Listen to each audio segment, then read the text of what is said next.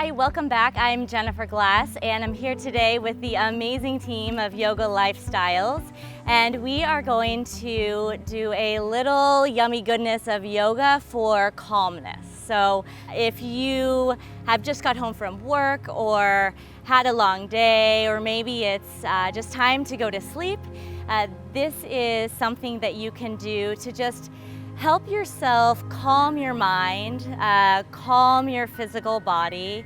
And what I love about it is that oftentimes when you're stressed or you need a calm, people turn to all sorts of different options. Maybe it's a glass of wine after work.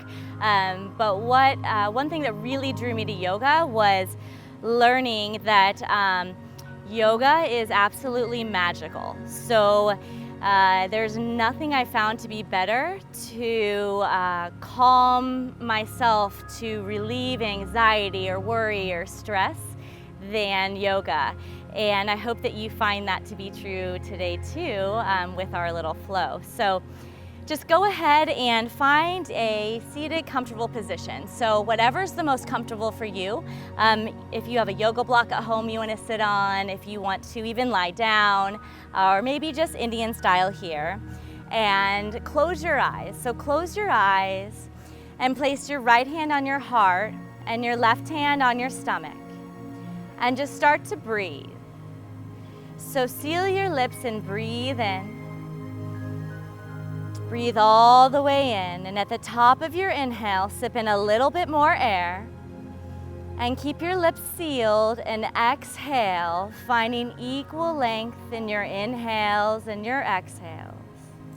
So one more time, seal your lips, breathe in through your nose, and cultivate your breath in the back of your throat. Almost like you're making a silent oceanic sound, or like you're fogging up mirrors in a room. And then equal length exhale.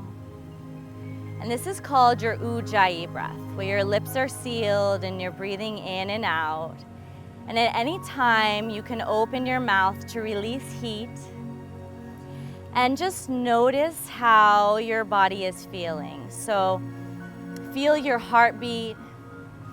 Feel your inhales and your exhales with your hand on your stomach. And notice if your breaths are short and tight, or are they long. Just tune into your own internal body. Bring the awareness inside. And anything else that comes up, anything else that comes to your mind, acknowledge it and then just let it go. Let your to-do list go. Let anything on your mind just evaporate away. And then blink your eyes to open and come to child's pose. So spread your knees hip distance width apart and sink your heels back towards your hips. And then allow your forehead and your palms to come down to the mat. And just gently rest your forehead on the mat. So stay down low. I'm gonna come up so you can just hear me. But as you lie here in child's pose, if it feels better to keep your knees closer or further apart, do that, because all this is about is feeling good. So allow your hips to sink back further. Just rest your palms down. So stay here in child's pose. And allow yourself to arrive. So just allow yourself to be present. So allow your mind, your soul, your heart, your body to arrive onto your mat. The yoga mat is such a beautiful place to invite in stress and meet it head on. And a lot of times people think that, yoga, just takes away stress. But really it transforms it all together. So invite it in and meet it head on. And then in child's pose, just walk your hands to the right. So walk your hands across your body over to the right side. Inhale and find length on your exhale. So press your palms into the earth and stay here and keep breathing and feel the whole left side of your body really stretching and opening up.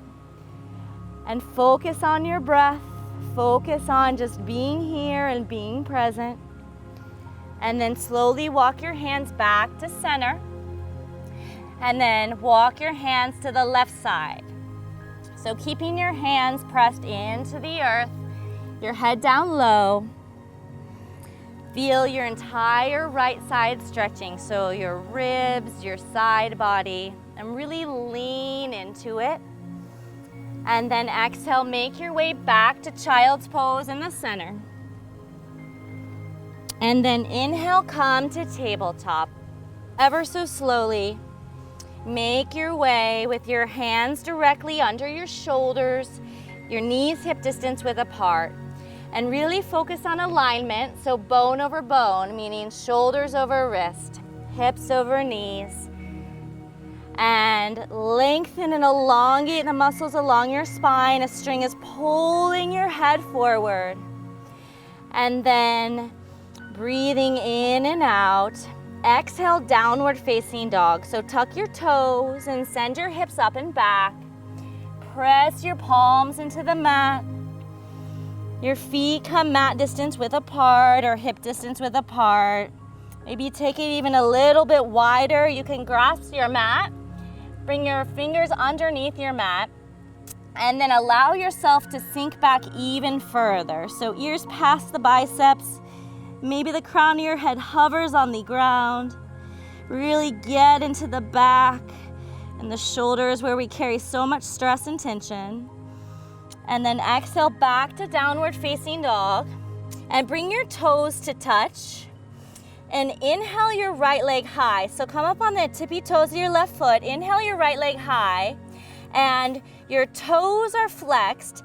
And your toes are pointing down to the earth. So look back, are all 10 toes facing down, so your hips are squared off. Then inhale to half pigeon. So bring your right knee inside of your right wrist. And then you're sitting on top of your left hip flexor and your left toes. And your foot is flexed. So the end goal, the full expression, is that your shin becomes parallel with the front of the mat. So perhaps today your shin's a little bit further back. Keep your foot flexed just to protect the knees and protect the joints. And then inhale, lift up, open your chest. Gaze back, a little back bend. So lift out of your low back, you're bending from your upper back.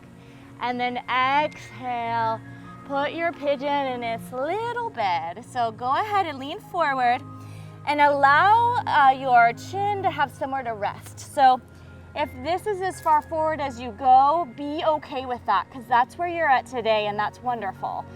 If you feel that you can comfortably go a little further, maybe your forehead comes down to the mat, and just stay here. So stay there in your half pigeon. And we stay in half pigeon for a certain amount of time because you may notice how much clenching and tightness there is in your hips. So we carry so many emotions and feelings in our hips. So even while we're sitting at a desk at work or driving in a car, you might notice how tight your hips actually are. So even when you leave this practice, start to notice that and tune in. Notice when you are driving or doing those things, are you tightening up, and is there anything you can release? So as you lie here in half pigeon, after a certain amount of time, you'll notice that your body starts to release and sink deeper. And that is, psychology-wise, your body at first thinks, oh my goodness, what are you doing to me? I don't like this, I don't want to stay. And this is where you find growth. So rather than resisting, just relax and breathe into it. So wherever feels tight, visualize your breath and guide your breath there. So it's almost as if you're a piece of twine all wrapped together, and start to visualize with each breath it unwinding the other way, and feel yourself sink a little bit deeper. And then ever so slowly, press yourself back up to where we started here. And inhale. And you can stay here, which is a beautiful option. If you feel that you need a little bit more, you can bend your left foot. Your right hand can reach back to grab the inside or the outside of your foot. And really, as long as it's in healthy alignment, there is no right or wrong. No two bodies look alike. No two bodies are gonna move alike in a yoga class. So hear the cues and then move however it feels best to you in your body. And then exhale, release. And come back to downward facing dog, and let's open our hip the other way. So inhale, your right leg high, you're on the toes of your left foot, and you can bend your right knee. Feel as if your left shoulder is trying to touch your right heel. Really open up the side hip. You can make circles and move it around, and this is a great place to stay. Or you can flip your dog. Drop your right foot down, your right knee is bent, left leg is straight, the weight is on the pinky toe side of your left foot, pressing into your left palm, and inhale, send your hips up to the sky, reach up to the sky. And my favorite expression is bringing your hand to your heart and just tuning in and noticing your heartbeat again. And then exhale, back to downward facing dog. Come up on the ball of your right foot. Inhale your left leg high, flex your toes. Gaze back, or all 5 toes facing down to the earth. Your hips are squared off.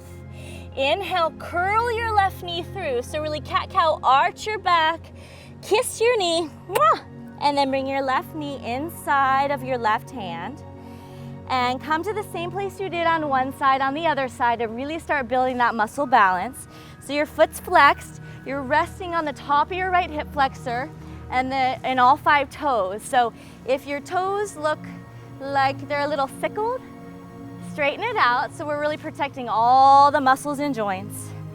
And then inhale, lift out of your low back, just gently pressing into the earth. And exhale, little back bend, really arching from your upper back. Open your mouth and stick out your tongue. And it looks ridiculous, but guess what? No one can see. And it feels amazing. Lion's breath, and then exhale. Put your little pigeon to sleep. So place for your head to rest on your hands all the way down. And just stay there. So stay in your half pigeon and just breathe into it. We do carry so much stress and tension in our hips, but also in our shoulders. And so on the mat, but even throughout your day, if you're sitting behind a computer, you know, they say sitting's the new smoking, as in the way that we're just compressing everything all day, and start to notice, can you relax your shoulders away from your ears, like in yoga at work? So even if you're behind a desk, think about, taking my shoulders away from my ears, they're not earrings, squeezing the lower shoulder blades together, thinking about engaging your abs. Not so hard that you can't breathe, but just cognitively realizing that they're engaged. And then as you squeeze the shoulder blades together, you start to really engage these muscles back here. And so you're taking a lot of weight and pressure off your forearms, your pronator muscle, which likely start to feel a lot if you're behind a computer tickling the keys like this. So as you're in class and you're relaxing your shoulders away from your ears, just think about that in class and then off your mat too. Then inhale, press yourself back up.